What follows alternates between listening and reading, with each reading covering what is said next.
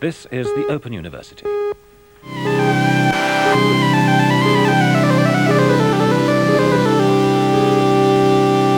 Greetings, my sugar plum fairies. I wanted to do something a little bit different in my address to you today, which is to get a bit more hands-on with the last track, the only undescribed track on accordion. I haven't done sleeve notes for this. Normally I would sort of gloss over just talking about the themes and the circumstances around the composition of the song, but this time I thought I'd really give you a glimpse into the under the hood, as it were, under the bonnet. And in this case, it's as usual, Garageband. I just use the free software that comes with my Mac for recording. But I like to think I've got a little bit familiar with it over the years, and I know how to use it quite well. But musically, this track, which obviously kind of greets Boris Johnson in a withering way, it was originally entitled Clowns on Top, and it was written, I think, pretty much the day that he was confirmed as the leader of the Conservative Party and as the new Prime Minister of Britain. So I thought, great, that's all we need. That really seals the my complete contempt for my homeland. And my the only bright spot in it for me is that possibly Scotland will become independent more rapidly, which seems fairly certain now. So this began, as usual, as a reaction to the song before, or to my analysis of the song before, since I was talking about Nietzsche, Zoroastrianism, and Dr. Evil's speech in the Austin Powers movie, International Man of Mystery from 1997. So I rewatched that scene, which includes this music by George S. Clinton, who was the soundtrack composer. I'll give you a little glimpse of it.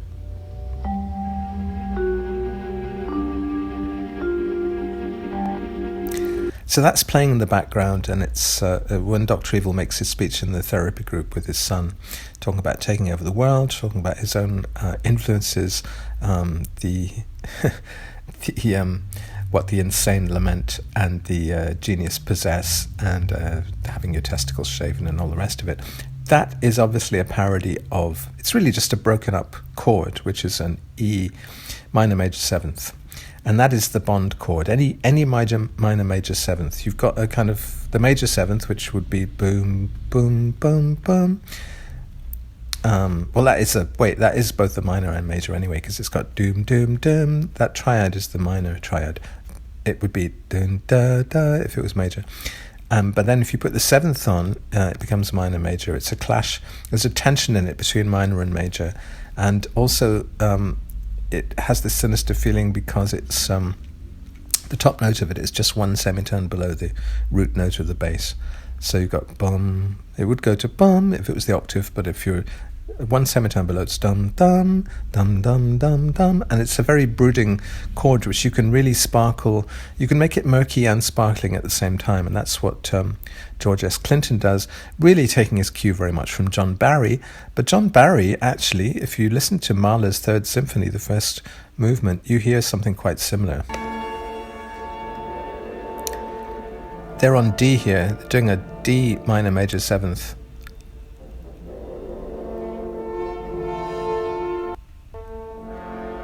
Wait, a bit earlier. It's very Bondian, and this was composed in 1893 to 6. And let's. So.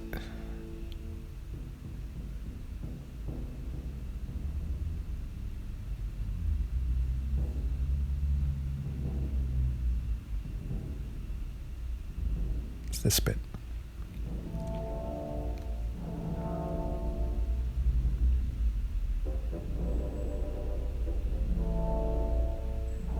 You can almost hear the guitar dang, dang, dang, dang, dang.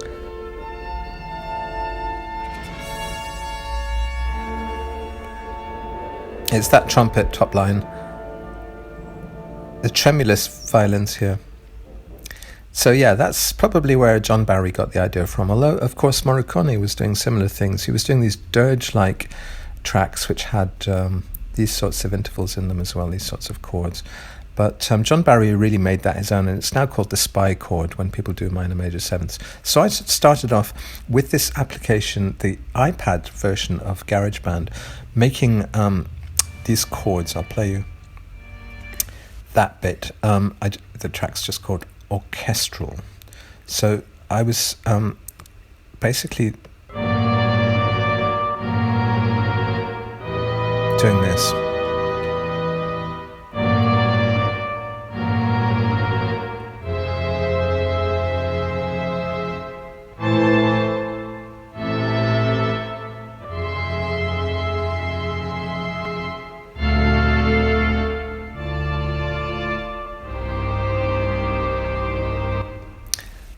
That's using a thing called cinematic strings in the smart strings section of the GarageBand mobile app. And you can sort of really make nice little different voicings of the chords from different parts of the scale just using your finger. This is why I call the iPad the finger food of computing. But it is very good for making music. You can also do slidey strings. Wait, I'll give you another little glimpse of what you can do. I've called it viola. You can take one instrument and have the strings up on the screen and then slide around on the strings, getting this kind of effect.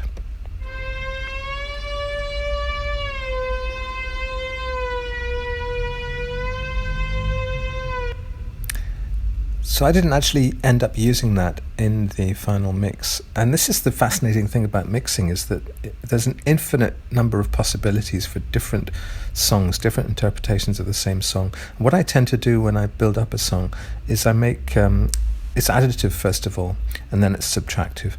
You add lots of ideas, you have ideas for a certain kind of arrangement, and then you take away what doesn't work, or you just erase bits in different parts of the track so that the arrangement gets much more interesting.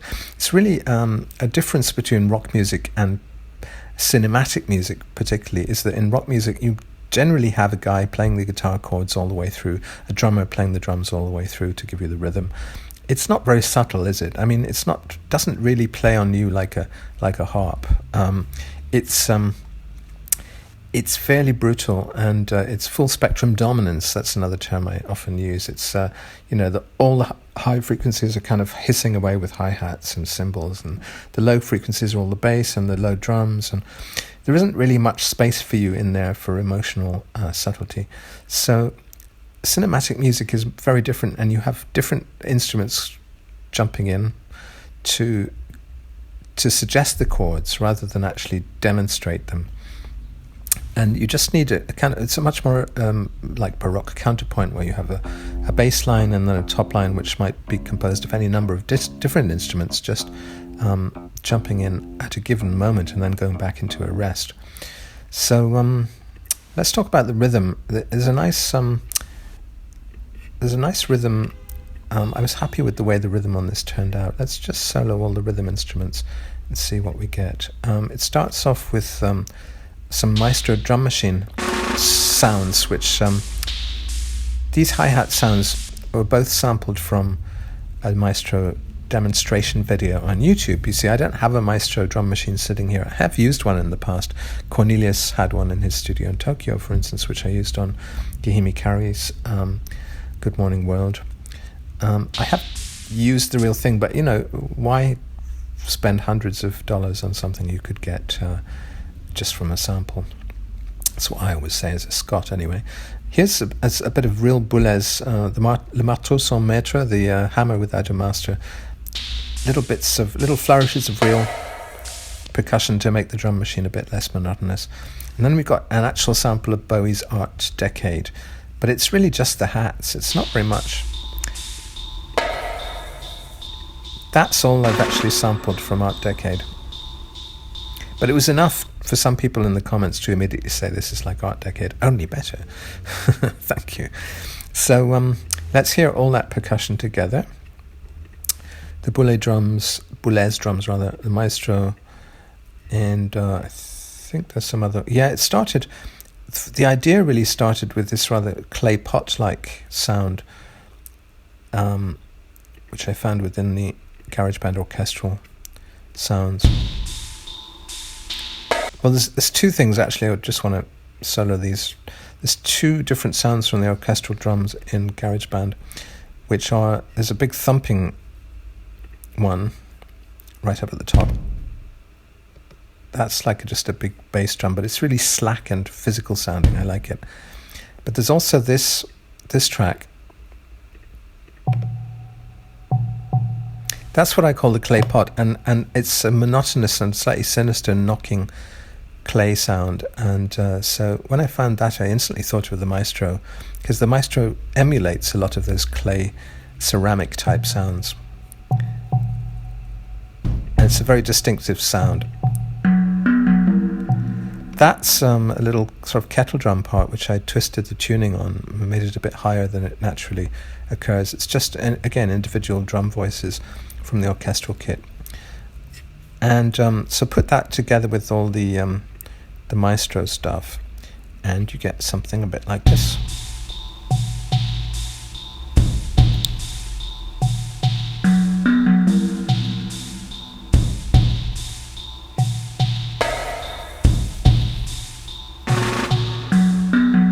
That's also, that drum roll, very sinister and very Morricone. It would be like a gunslinger's funeral sound or something. Very dramatic, morbid sound. So already there's something mesmeric, hypnotic and sinister in the track with just these drums. Let's hear where it goes from there. We get the recorders.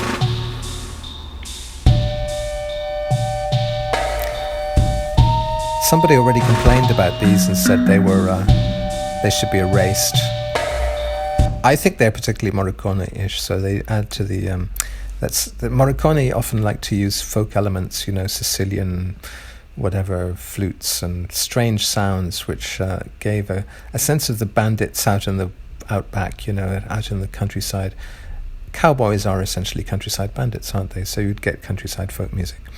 I really like the texture of recorders. I think they almost always, with their weird tuning anomalies, they always add some interesting texture.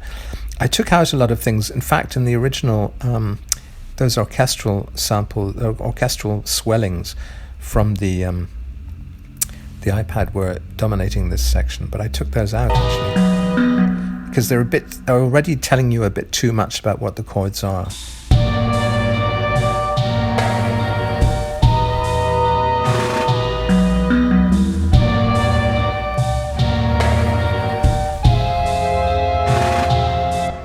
So without those in, there's much more space, and it's much more naive sounding.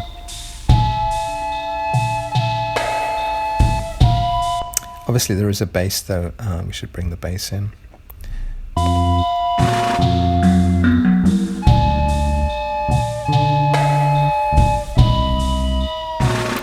One thing to say is that this track was originally recorded at 130 BPM, and then it was speeded up to 145.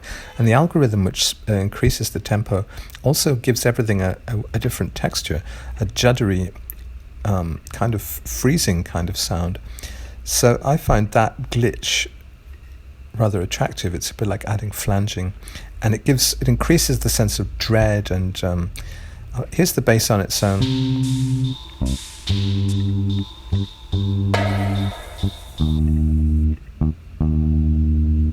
You can hear that it sounds as if it's trembling. It really sounds as if it's been either flanged or affected somehow with this trembling sound. Sometimes even a Leslie cabinet can do that if it's spinning quickly. So that was fortuitous. That was really an accident of the tempo increase. But I liked it. And it also, there were some other effects, like for instance on the, if we go to the accordion track, which is just about to come up here, you'll hear a weird effect on the accordion as well.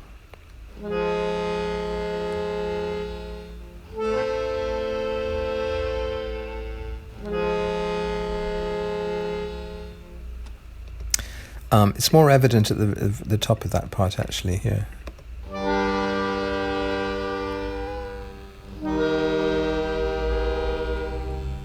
That wobble is because I've got a tuning correction algorithm on the accordion, on one track of the accordion, which is tugging it towards what it thinks is the correct tuning. And I particularly like the way it's not tugging it very effectively. So again, that's a glitch which I've left in. Let's hear what that sounds like with the recorder track. Just recorder and accordion.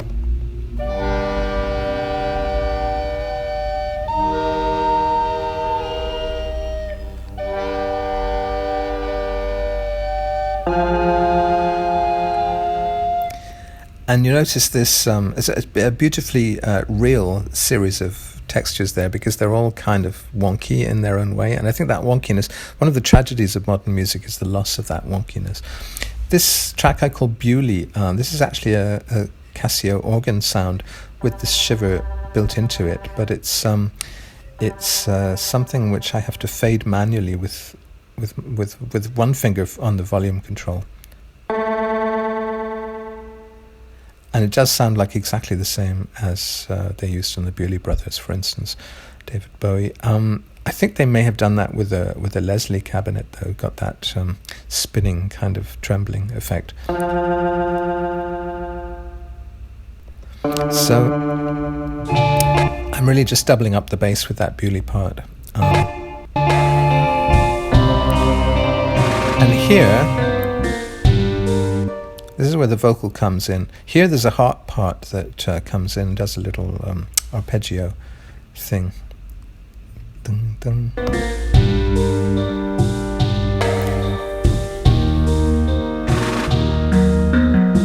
We've also got a pad, which is what I call boarding area, or what Garageband calls boarding area. That's just doing simple fifth and fourth interval chords. I don't like doing the whole triad chord.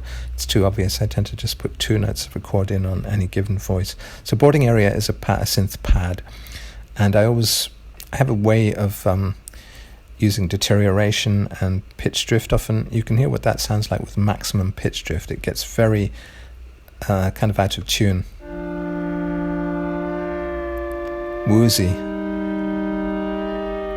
Whoa, it's like being on a ship in a heavy swell. I use that often for effect, but I take off all the delay shit, and I make the tone very fluty. I take the treble off the tone. Something I also do with strings when I use the strings on the other tracks. So the vocal comes in here. Let's hear a bit of it with the vocal.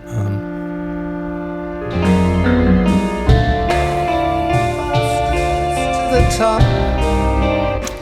So this was called originally Clowns on Top. They've sent the bastards to the top. It's a lament really about the horrible mistakes of how all the worst scum end up in government. Dolls containing other dolls to infinity. And on this vocal, what you can hear is that I've actually copied the data. It's just one vocal take, which I've then copied across to another track, and one of them I've left very dry, the other I've put very reverby, and I've also offset them slightly against each other, so the reverby one is a little bit later, it comes a bit later than the other one. Dolls containing other dolls to infinity.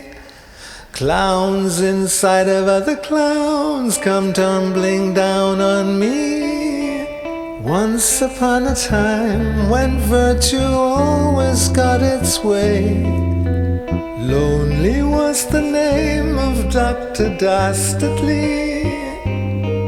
So you can hear that bazzouk there, that part is playing all the time. That was one of the first things I laid down.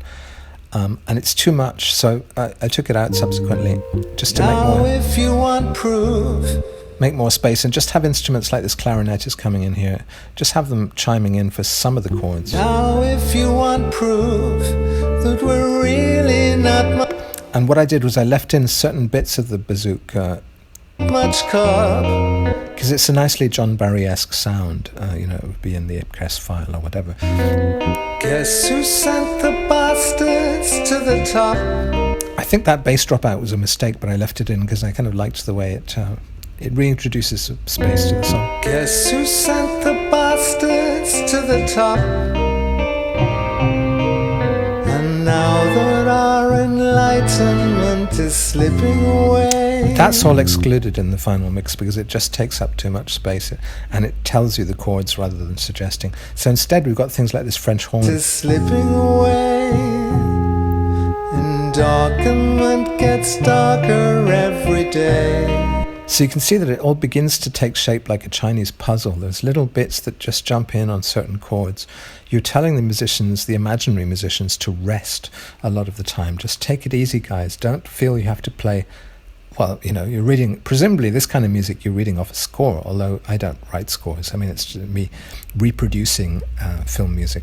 But you kind of, you have to imagine that musicians would, left to their own devices, they'd probably play too much. Unless they're very good musicians, they wouldn't really be listening. They'd be very intent to contribute without listening to what their contributions actually resulted in, which would be a kind of clutter. So I'm trying to, what I do is I clutter the song with lots of ideas, and then I take them away and just leave some of them in strategic places. Every day.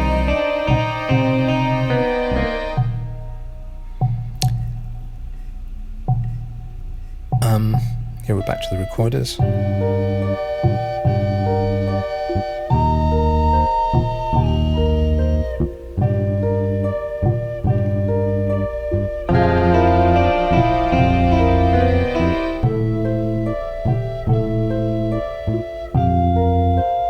I always like the alternative songs that you meet within a well-known song. Great fools lead the little fool. Oh, let's listen to that slidey string section with this arrangement we've got going here.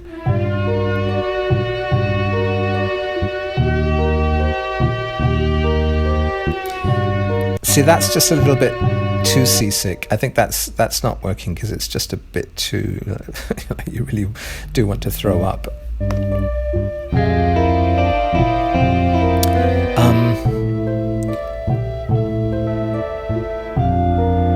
This boarding area takes up a lot of space.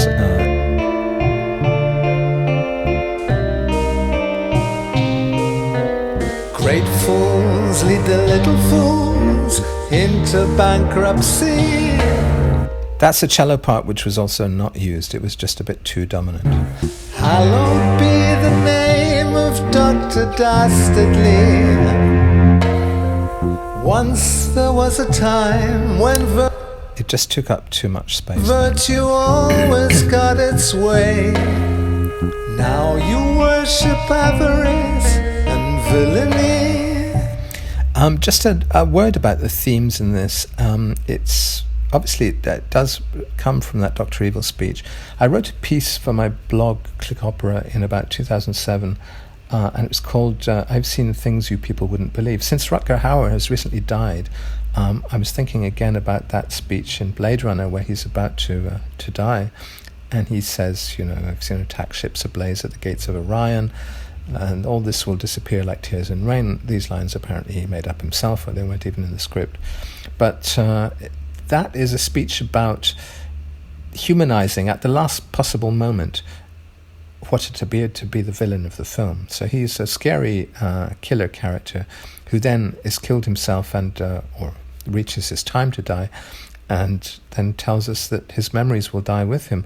And of course we feel some sympathy for the beast. It's a bit like the Golem, or these early horror films that did have some sympathy for the monsters.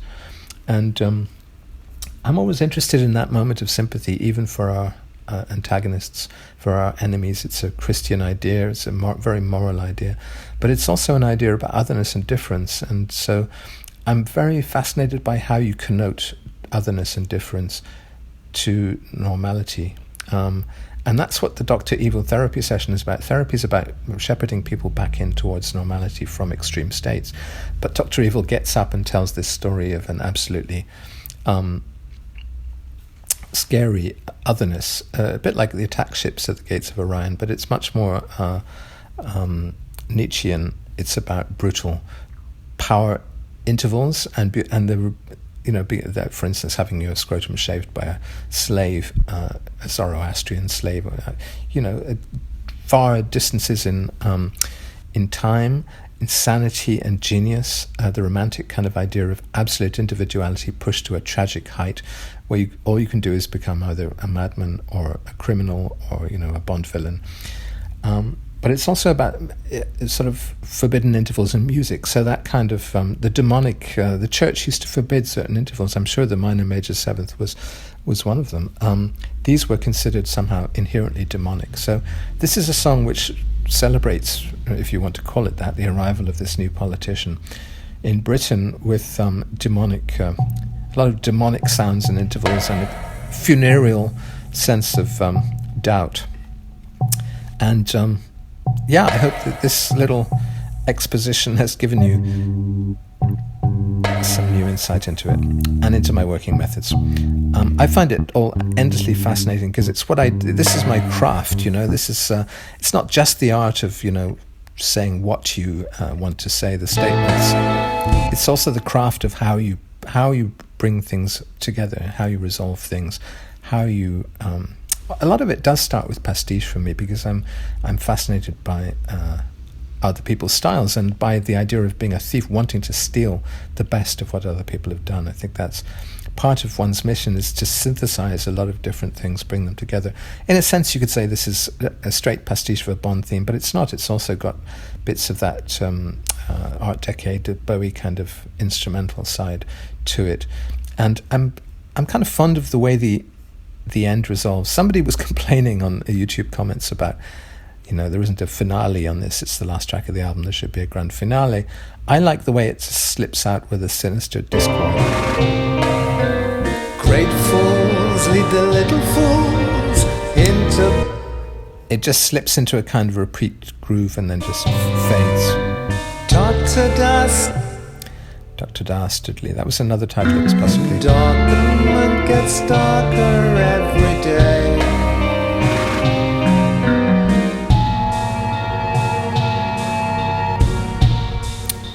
So we just have this chord repeating.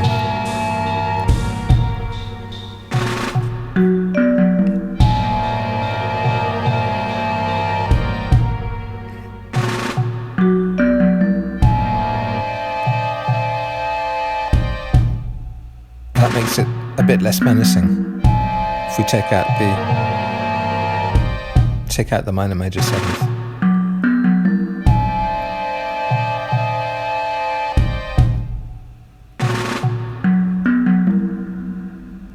So there it is. There you have the anatomy of a song, a Momus song, almost a John Barry song. John Barry, of course, also wrote "We Have All the Time in the World" as a Bond theme. That was on Her Majesty's Secret Service in 1969. Another beautiful song, and I would love to write a song like that one day. Goodbye. Open University.